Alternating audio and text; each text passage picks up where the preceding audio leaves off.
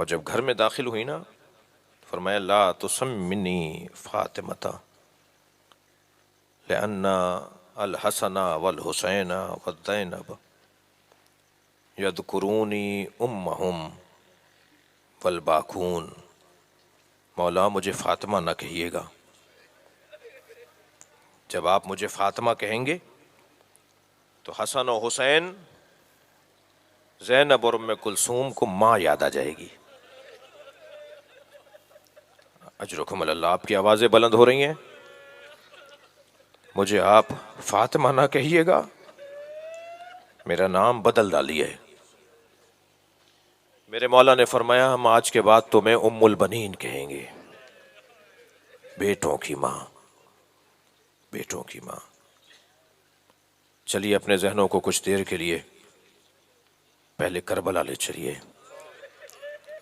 جب ہم مجلس میں مصائب پڑھتے اور سنتے ہیں نا تو کچھ دیر کے لیے ہمارے ذہن کربلا جاتے ہیں۔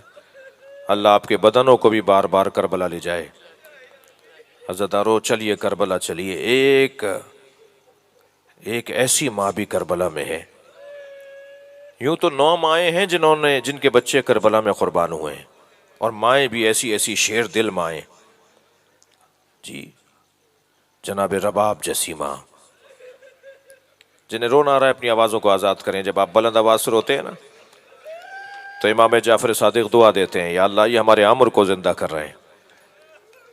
ایک ماں جناب رباب، ایک ماں جناب ام لیلہ رو رہے ہیں نا، اب ایک ماں ام فروہ، حضرت قاسم کی ماں جی۔ ایک ماں کا نام لوں جس نے ساری زندگی اپنے بچوں پر گریہ نہیں کیا، جب کبھی کٹے ہوئے سر اون و محمد کے آتے تھے نا منہ موڑ لیتی تھی کہ اگر زینب روئے گی تو ام لیلہ کے لیے کون ڈھارس بنے گا، وہ زینب کبریٰ جیسی ماں۔ عزادارو مائیں تو ام وہب جی بھی ماں ہیں، مگر ایک ماں ایسی ہے جس نے اپنے 4 بچوں کو قربان کیا مگر اپنے بچوں کے لاشیں نہیں دیکھے۔ روزانہ جنت البقیع جاتی ہیں، انگشت شہادت سے 4 قبروں کے نشان بناتی ہیں، اور 4 قبروں پہ 4 بچوں کے نام لکھ کر کہتی ہیں لا تدونی ام البنین، خبردار مجھے ام البنین نہیں کہا کرو، ام البنین تو بیٹوں کی ماں کو کہا جاتا ہے۔ میرے وہ بیٹے کہاں ہیں جن کی میں ماں ہوں؟ اجرکم اللہ، اجرکم اللہ، آپ کی آوازیں بلند ہیں، اللہ آپ کو اجر و ثواب عطا فرمائے۔ عزادارو یہ ماں جب تک زندہ رہیں، میرے معصوم امام صادق فرماتے ہیں جب تک ام البنین بی بی زندہ رہیں کوئی دن نہیں ہوتا تھا جو حسین پہ نہ روتی ہوں، اپنے بچوں پہ نہیں روتی تھی۔ میرا عباس کہاں قابل تھا حسین کے، اور جب خبر شہادت آئی تھی نا امام حسین کی تو پہلا سوال یہ کیا تھا میں عباس کو دودھ نہیں بخشوں گی۔ تو پوچھنے والے نے کہا تم عباس سے کیوں ناراض ہو؟ کہا عباس کے ہوتے ہوئے حسین مارا گیا۔ کہا نہیں بی بی، نہیں بی بی، عباس پہلے مارا گیا۔ اور جب جناب زینب سے پہلی ملاقات ہوئی نا واقعہ کربلا کے بعد تو پہلا سوال یہ کیا بتاؤ میرا عباس کیسے مارا گیا؟ فرمایا اماں میرے بھائی کو کچھ نہ کہیے گا، میرا بھائی بازو کٹوا کر شہید ہوا۔ پھر ایک مرثیے میں کہتی تھی مجھے اتنا تو بتاؤ کوئی بلندی سے گرے اور اس کے بازو نہ ہو تو وہ کیسے گرے گا؟ میرا عباس جب گھوڑے سے گر رہا تھا تو میرے عباس کے بازو نہیں تھے۔ ساری زندگی جس بی بی نے حسین پر گریہ کیا، حتیٰ 64 ہجری میں بی بی کی شہادت رحلت ہوئی ہے 13 جمادی الثانی، جو کل کی تاریخ ہے 13 جمادی الثانی 64 ہجری میں واقع کربلا کے 3 سال اور کچھ مہینے بعد جناب ام البنین کی شہادت ہوئی ہے۔ 3 سال کچھ مہینے روزانہ مرثیہ پڑھتی تھی، روزانہ کبھی علی اکبر کو یاد کر کے، کبھی قاسم کو یاد کر کے، کبھی اون و محمد کو یاد کر کے۔ مرثیوں کی تعداد بھی جناب ام البنین کی بہت ہے، بی بی شاعرہ بھی تھیں، بی بی مرثیہ لکھتی تھیں، جو مرثیے کے تقاضے ہیں وہ پورے بی بی کے مرثیے موجود ہیں، بی بی کے مرثیے موجود ہیں۔ ایک روایت کہتی ہے کہ محلہ بنی ہاشم سے ایک دن مروان کا گزر ہوا، وہ اپنے اونٹ پر بیٹھا ہوا تھا کہ ایک گلی میں جب ایک داخل ہوا تو ایک گلی میں گزرتے ہوئے کیا دیکھا کہ ہر آتا جاتا شخص رو رہا ہے۔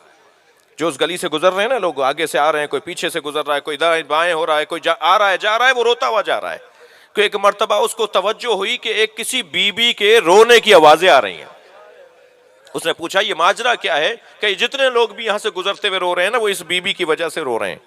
کہا یہ کون بی بی ہے؟ کہا یہ عباس علمدار کی ماں ہے، یہ ام البنین بی بی ہے جو رو رہی ہے۔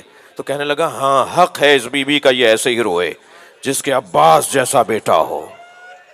اگر اس کی ماں آوازیں لگا لگا کے رو رہی ہو، چیخ چیخ کے رو رہی ہو، تو اس بی بی کا حق ہے کہ وہ ایسے ہی روئے۔ عزادارو گریہ ہو گیا، بس ایک منزل اور لے لیجئے، ایک فاطمہ کو اور سلام کیجئے جس کا جنازہ رات کی تاریکی میں اٹھایا جا رہا ہے، جس کے جنازے میں میرے مولا نے غسل دیتے وقت چیخ کے گریہ کیا۔